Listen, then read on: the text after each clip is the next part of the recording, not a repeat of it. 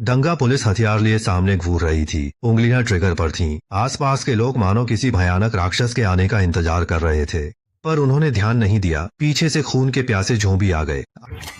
आपका स्वागत है 2025 की आखिरी फिल्म ज़ॉम्बी लहर में। अमीर व्यवसायी सैंड्रा काम से शहर आती है, पर देखती है कि सड़कें जल्दबाजी में भागते राहगीरों से भरी हैं, हर घर बंद है और कुछ परिवार इस मुसीबत की जगह से भाग रहे हैं। ड्राइवर भाई ने कुछ गड़बड़ महसूस की और सैंड्रा को सावधान रहने को कहा, पर सैंड्रा ने ध्यान नहीं दिया। उसे अपने फिल्म क्रू से मिलना था, जो आज एक जरूरी काम था।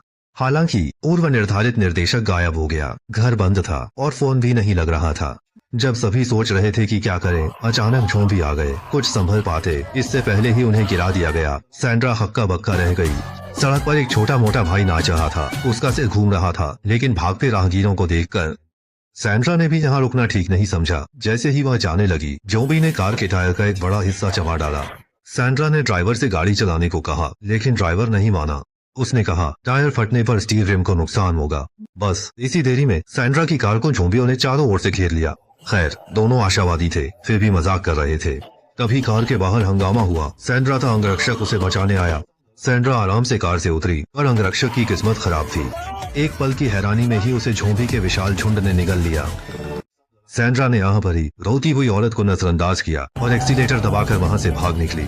दृश्य शहर के उत्सव चौक पर जाता है, जहां लोगों ने नपड़ियां इकट्ठी करके और कई कागज के पुतले सजाकर एक विशेष समारोह की तैयारी की है। तभी एक कार उत्सव चौक के किनारे रुकी। पता चला कि सैंड्रा की पत्नी बच्चे के साथ मायके लौटी थी। माँ नाराज थी, बड़बड़ा रही थी कि बेटी गलत समय पर लौटी है। अचानक आसमान में बादल गरजे, काले घने बादल छा गए और रोशनी तेजी से कम हो गई। तभी टीवी पर खबर आई कि भयानक ज़ॉम्बी वायरस शहरों में फैल गया है और कोई नहीं जानता यह कैसे शुरू हुआ। सरकार ने लोगों से घर में रहने का आग्रह किया, क्योंकि वायरस तेजी से फैल रहा था। एंकर लगातार खबरें दे रही थी, पर उसे नहीं पता था कि ज़ॉम्बीज़ स्टूडियो में आ चुके थे। सास ने बेटी और बाकियों को ठहरा कर इशारा किया, अनुष्ठान रुकना नहीं चाहिए। जैसे ही बीच में आग भड़की, ज़ॉम्बी कब्रों से बाहर निकल आए, मानो किसी ने उन्हें बुलाया हो। तभी सैंड्रा ड्राइवर के साथ समारोह स्थल पर आई, जिससे पत्नी बहुत खुश हुई। सास के चेहरे पर नाखुशी थी, उसने सैंड्रा को गड़बड़ न करने की चेतावनी दी। यह अनुष्ठान 6 दिनों से चल रहा था, आज रात के बाद ही खत्म होगा। सैंड्रा हैरान थी, वो पत्नी से मिलने आई थी, सास से पैर रखने की जरूरत नहीं थी। बाहर इतने ज़ॉम्बीज़ हैं, तो क्या सबको छिपने की जगह नहीं ढूंढनी चाहिए? मगर सास ने बेटी को तसल्ली देते हुए कहा कि जगह सुरक्षित है, कुछ नहीं होगा। यह कहकर उसने दवा निकाली। उसने सभी को शरीर पर इसे लगाने का संकेत दिया, ताकि ज़ॉम्बी हमला न करे। सैंड्रा कहने को न लेकिन दिल से हाँ कर रही थी। पूरी औषधि लगाने के बाद वह चौक के बाहर भागी, लेकिन ज़ॉम्बी ने हमला नहीं किया। सैंड्रा बचपन से ही एक धनी व्यापारी और बड़ी महत्वाकांक्षा वाली थी।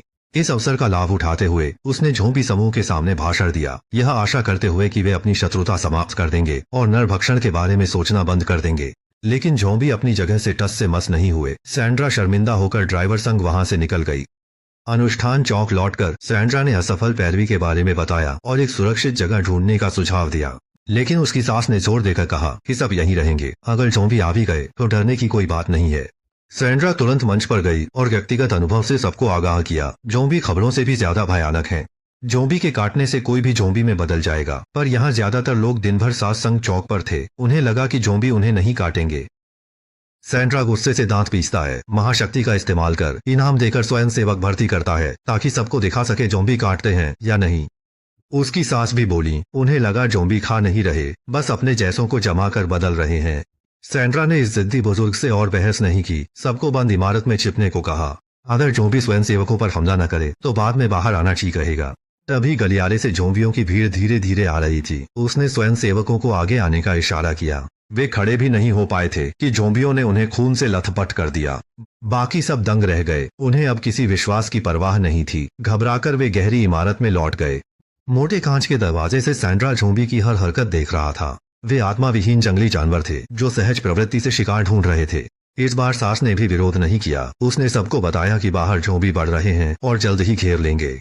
सैंड्रा ने ड्राइवर को देखा, मदद बुलाने की पुष्टि की। अब सबको बस अंदर ही रहना था। अचानक भीड़ में हंगामा मच गया। घायल हुए स्वयंसेवक भी अब ज़ॉम्बी में बदल चुके थे। सैंड्रा के लिए यह नई बात न थी, पर एक औरत पीछे रोने लगी। मैं गलत थी डैड। असल में वह मृत अंगरक्षक की बेटी थी, जिसने ज़ॉम्बी द्वारा अपने पिता को मरते देखा। सब उसे चुप रहने को डांट रहे थे। तभी बाहर से एक बूढ़ा आया। सैंड्रा ने तुरंत दरवाजा खोल दिया। आने वाला उसका पिता था, जो चर्च का पादरी भी था। पहले आदली कब्रिस्तान से गुजरे, जहां बदमाशों ने उनका पीछा किया। उसकी अंतरात्मा ने बताया कि यह ज़ॉम्बी आपदा कुछ अलग है। गोली का इलाज करके सैंड्रा अपने पिता को तहखाने में ले गई। उन्हें पता ही नहीं चला कि बचाव दल आ चुका था। वे भूमिगत पार्किंग से निकलना चाहते थे, पर ज़ॉम्बियों ने रास्ता रोक दिया था। अब उन्हें दूसरा रास्ता खोजना होगा। अचानक सामने लिफ्ट से आवाज आई। सभी पुलिसकर्मी तुरंत सतर्क हो गए और माहौल तनावपूर्ण हो गया। सबकी आंखें फटी रह गईं। जैसे ही लिफ्ट का दरवाजा खुला, ऊपर से एक काली परछाई नीचे आ गिरी। सभी पुलिस वालों ने एक साथ गोलियां दागनी शुरू कर दी। अचानक उस काली परछाई से एक छोटे कद के आदमी की आवाज आई। सैंड्रा उसे पहचान देती है। वो उसके पिता का दोस्त और सहकर्मी था। SWAT कप्तान ने चेतावनी दी कि गोलीबारी में लिफ्ट खराब हो गई है, ज़ॉम्बी पास आ रहे हैं, अब करो या मरो की स्थिति है। बॉडीगार्ड की बेटी फिर से चीखने लगती है तो सब उसे चुप रहने को कहते हैं। स्थिति पहले से ही खराब है। कोई कप्तान से फालतू बंदूकों के बारे में पूछता है ताकि नागरिक भी मदद कर सकें। कप्तान सिर हिलाकर हथियार बांटने का इशारा करता है। ज़ॉम्बी करीब आते देख सब लड़ने को तैयार हो जाते हैं। सैंड्रा की सांस आगे आकर कहती है कि उसने एक प्राचीन ग्रंथ में इन ज़ॉम्बी के बारे में पढ़ा है। वे सबका पीछा इसलिए कर रहे हैं क्योंकि उन्हें एक युवती का खून चाहिए। अगर वह दे दिया जाए तो ज़ॉम्बी खुद चले जाएंगे। पादरी ने अफवाह सुनी, सास की सलाह आजमाने का फैसला किया। एक बूढ़ी औरत खुद आती है और पादरी मना कर देता है। वे जल्दी से एक लंबी लड़की को चुनते हैं, लेकिन रक्त निकालने के लिए खास चिकित्सा उपकरण की जरूरत होगी। सास को याद आता है तीसरी मंजिल पर चिकित्सा कक्ष है। सैंड्रा औजार ढूंढने जाती है। उनके साथ ड्राइवर और रैम्बो थे। वे लिफ्ट शाफ्ट के रास्ते तीसरी मंजिल पर चढ़ गए और गलियारे के आखिर में चिकित्सा कक्ष मिल गया। जैसे ही रक्त निकालने के उपकरण इकट्ठे हुए, नीचे से गोलीबारी की आवाज आने लगी। पता चला कि बचे हुए लोगों की ज़ॉम्बियों से मुठभेड़ हो गई है। उन्होंने बालकनी से देखा कि ज़ॉम्बियों की भीड़ चली आ रही थी। सैंड्रा ने सबको तेजी से चलने को कहा, पर आगे का गलियारा ज़ॉम्बियों से भरा था। रैम्बो ने रॉकेट लॉन्चर उठाया, रास्ता बनाने ही वाला था कि अचानक एक साया गिरा। यह ज़ॉम्बी लग रहा था, पर इसकी आंखों में ज्यादा होशियारी थी। सैंड्रा और उसके साथियों को गड़बड़ लगी। वे जान की बाजी लगाकर भागे और आपातकालीन सीढ़ी बंद थी। रैम्बो गोली चलाता रहा, पर ज़ॉम्बी पर कोई असर नहीं हुआ। सैंड्रा घबराकर चिल्लाई, कहीं यह ज़ॉम्बी किंग तो नहीं है। उसने माँ अलविदा बुदबुदाया, लेकिन ज़ॉम्बी किंग बेचैन होकर बार बार माँ दोहराने लगा। फिर ज़ॉम्बी किंग ने सच उगला, बताया कि माँ बचपन से उसे मानव मांस खिलाती थी और हैनिबल नाम दिया था, इसीलिए वह ऐसा बन गया। सैंड्रा ने उत्सुकता से पूछा, उसकी माँ कौन है? ज़ॉम्बी किंग ने एक जाना पहचाना नाम बुदबुदाया, सैंड्रा की सास। ज़ॉम्बी किंग को शक था उसकी माँ पर शैतान का कब्जा है और उसने एक विशेष अनुष्ठान से कई मृत आत्माएं बुलाईं। यह ज़ॉम्बी आपदा उसी ने की थी। अब जैसे ही उसे होश आया, ज़ॉम्बी किंग चाहता था कि सैंड्रा अपनी माँ को मुक्त कराए और यहाँ के ज़ॉम्बीज से वह खुद निपटेगा। लेकिन सैंड्रा नहीं जानती थी कि उसके पादरी पिता ने उसकी सास को पहले ही पहचान लिया था। जब सास ने कुंवारी का रक्त चढ़ाने का सुझाव दिया, तब पादरी को पुरानी बुरी आत्मा याद आई। उसे कुंवारी खून और भेष बदलने में महारत थी। अब सास ने भी भेष बदलना बंद कर दिया और अपना बेहद भयानक चेहरा दिखाया। खैर, पादरी ने पवित्र जल पूरे जोर शोर से छिड़का। सैंड्रा और बाकी लोग तहखाना में लौट आए थे। उसे ज़ॉम्बी किंग से पता चला कि ज़ॉम्बी ध्वनि के प्रति संवेदनशील होते हैं। सैंड्रा ने सबको वाद्य यंत्र पहनाकर खुले में गाने नाचने को कहा।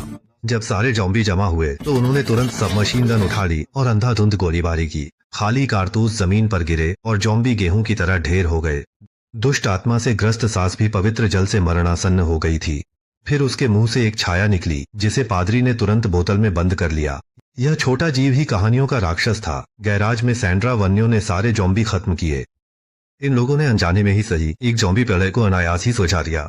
यह थी ज़ॉम्बी उन्माद की पूरी कहानी। यह फिल्म बिल्कुल तर्कहीन है। शायद ही कोई इसे शुरू से अंत तक देख पाए। अजय ने आपके लिए पहले ही यह मुसीबत मोल ले ली है। ठीक है, आज के लिए बस इतना ही। पसंद आए तो जुड़े रहें, अगली बार मिलेंगे।